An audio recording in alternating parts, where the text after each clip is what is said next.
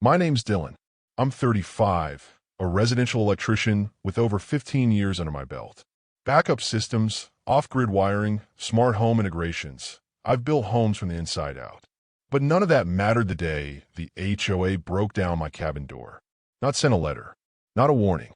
They physically entered my property and kicked down my door. And the worst part? I almost didn't see it coming again. 3 years ago, I lost my old home because I didn't understand how far an HOA was willing to go. I turned that place into a model of self-sufficient living. Solar panels, battery backups, smart inverters, the works. All installed by code, all clean, all efficient. The HOA sued me over unauthorized energy infrastructure, dragged me through 8 months of legal hell, and bled me dry. I had to sell it for less than I owed. That loss gutted me. Standing in my workshop, dismantling the very systems I had built with my own hands, I felt like I was carving out pieces of my identity. Every disconnected panel was like peeling away a layer of hope. I remember the HOA reps watching from their SUVs, windows up, emotionless. They didn't care that I had built something beautiful. To them, I was just another file, another code violation to erase. The shame of that loss haunted me. I didn't just lose a home. I lost years of work, purpose, and pride. It hardened me, made me paranoid, but it also taught me one critical truth. Being good at your trade doesn't protect you from people who weaponize rules for control. The lawsuit hit like a freight train. It began with a notice about unpermitted solar arrays. Then came citations for unauthorized battery housing and unsightly conduit. I tried to reason with them. I even brought out the code books, my permits, the inspector's approval stamps, but none of it mattered. They had legal power and I had a mortgage.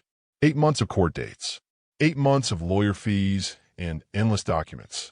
8 months of stomach-churning fear every time I checked my mail. My savings vanished. My energy disappeared. And when I finally lost the house, it felt like I'd lost the fight for my future.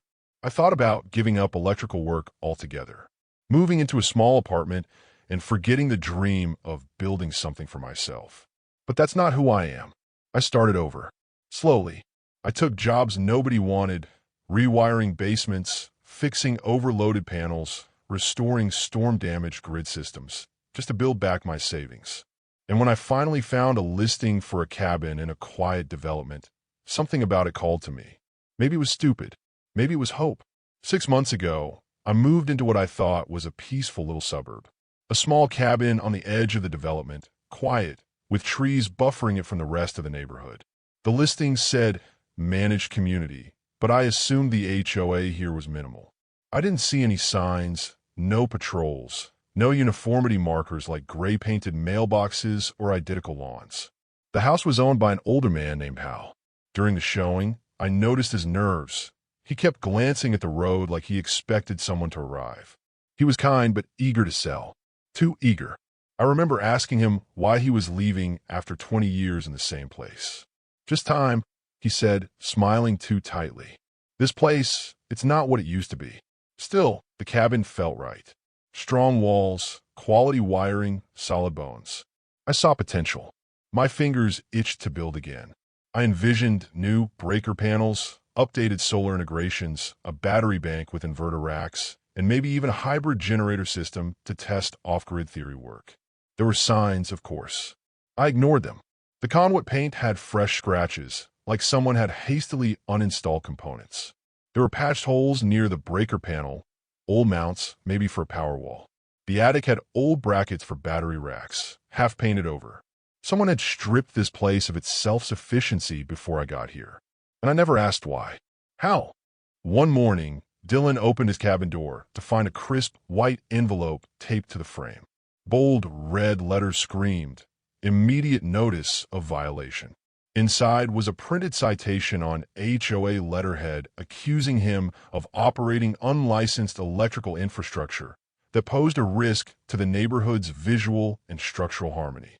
The complaint focused on his exposed conduit, off-grid battery units, and alleged non-permitted equipment housed in his backyard shed. Dylan stared at the document while rising in his throat. He knew every bolt, wire, and grounding point in his setup was code compliant, professionally inspected and legal under county regulations. He had learned from his past. There were no corners cut here. He checked the envelope for a name and saw it signed by Brenda herself, the HOA president. A typed clause demanded removal or replacement with HOA-compliant grid-tied systems within 14 days. He walked his property slowly, reviewing everything with a new, anxious eye. His solar panels lay flat and discreet. The underground battery bank was vented properly. The exposed conduits had been painted to match the exterior. Still, paranoia crept in. Brenda wasn't operating on truth. She was operating on control. That night, Dylan couldn't sleep. Visions of his old home, flashes of it being dismantled piece by piece, haunted him. He remembered the smug expressions of HOA board members as they forced him to rip apart the sanctuary he had built over a decade. He paced the cabin floor, barefoot and exhausted, documents spread across the dining table. County building codes, zoning laws, HOA bylaws. Brenda's violation letter contradicted several local ordinances. The HOA was not legally permitted to govern independent power systems on standalone parcels like his. But he also knew how gray these laws could be. Ambiguity bred leverage, and HOAs thrived on legal ambiguity. They buried residents under fine print until they either gave in or went bankrupt to try to fight. He called the county permit office the next morning and confirmed his systems were registered and inspected. He requested certified copies to keep on hand. That's when he noticed something even more troubling. The inspection report file had been accessed multiple times in the last 2 weeks. Unauthorized digital fingerprints left behind. Brenda had clearly pulled his permit history and was already building a case, twisting the truth to fit her agenda. 2 days later, Brenda showed up in person. She didn't knock. She simply stood at the edge of Dylan's driveway like a statue, arms folded, as if daring him to come out and speak. "Mr. Carter," she called, raising a thin binder in her hand. "You've had ample time to begin compliance." Dylan opened his screen door slowly. "You're trespassing." Brenda smiled, tilting her head. "This is shared HOA boundary access. I'm well within my jurisdiction, and as acting president, I have authority to conduct preliminary inspections."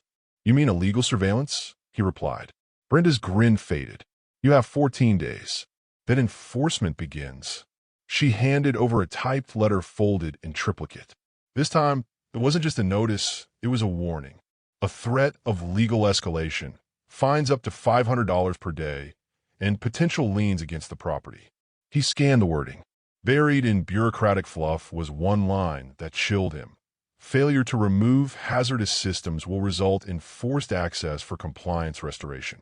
She was planning to break in. As she turned to leave, Brenda added over her shoulder, "This isn't personal, Mr. Carter. It's about protecting neighborhood integrity." He watched her walk away, rage building in his chest. It had always been personal to people like Help. The next evening, as Dylan reviewed camera footage from the rear of his cabin, he noticed something strange. A man had been standing by the fence near the transformer box. Not vandalizing, just watching. 2 hours later, a knock sounded on his door. "Dylan, over the following weeks, the documents I had requested through the Freedom of Information Act began arriving. Thick envelopes of scanned PDFs, engineering notes, environmental waivers, utility contracts, most of it dull and technical unless you knew what to look for. Fortunately, I did. It took me 3 nights to comb through the hundreds of pages, and by the end of it, I wasn't just angry, I was electrified. Here's what I discovered. The HOA had submitted altered blueprints for the development's underground electrical layout that bypassed the regional power grid. Instead of routing to a municipal transformer, the grid had a direct buried cable that terminated, on paper, at a remote private service point. That point was my cabin. They'd mapped out my private transformer as a central hub for powering the security gates, road lighting, water pump system, and even a small clubhouse HVAC system. In other words, the HOA had built an entire residential system dependent on my transformer, without telling me, compensating me, or even obtaining proper easement rights. The false abandoned cabin label used by county code enforcement had conveniently allowed them to claim the electrical panel was decommissioned. They lied to utility companies. They lied to building inspectors. They lied to the residents. But the part that set my blood boiling? The forged signature. I found my name on a notarized consent form agreeing to host the HOA transformer line on my property. Except I had never signed it. The signature didn't even remotely match mine, and it was dated 3 years before I'd inherited the property. There was no doubt now. This wasn't just harassment. This was a large-scale HOA conspiracy involving forgery, misappropriated utilities, and systematic fraud. I compiled a 60-page evidence file and sent it to 3 places at once: the State Utilities Commission, my cousin in the state legislature, and a local investigative journalist named Celia Gomez, who had previously exposed HOA corruption in nearby counties. Within 48 hours, Celia contacted me. She wanted to meet in person. We sat down at a diner in Flagstaff, and I laid it all out for her: the break-in, the false citations, the forged easement, and the entire utility hijacking scheme. Celia took notes furiously, asking all the right questions. She promised me the HOA wouldn't be able to sweep this under the rug. But as expected, the blowback came hard and fast. 3 days after our meeting, someone slashed my truck tires and painted "liar" across my garage in red spray paint. That same night, my backup generator mysteriously stopped working. I later found a piece of copper wire had been jammed inside the ignition coil. Even worse, a man pretending to be from the county electrical board showed up unannounced, demanding access to my meter box. He had no ID, no uniform, and fled when I mentioned the sheriff's department. I installed security cameras the next day. Clearly, someone inside the HOA, or possibly connected to the contracting firm, knew the walls were closing in, and they were getting to buy. Celia's story aired 10 days later. It exploded online. Shocking power play. Local HOA hijacks private transformer, threatens property owner was the headline, and it featured satellite imagery, blueprint comparisons, forged document analyses, and even a short interview with me, where Guy I kept things professional budgie firm. The public response was immediate and furious. Hundreds of comments poured in, most calling for resignations or even jail time. A state utility board investigator visited the site within 72 hours of the broadcast. That same week, the sheriff, Deputy Mark Fulton, a soft-spoken man with a military bearing, arrived at my door with 2 deputies and a stack of paperwork. "We're opening a criminal investigation into your claims," he said. "We'll be coordinating with the state attorney's office." He apologized for the earlier break-in by the HOA and assured me that any further trespassing would be treated.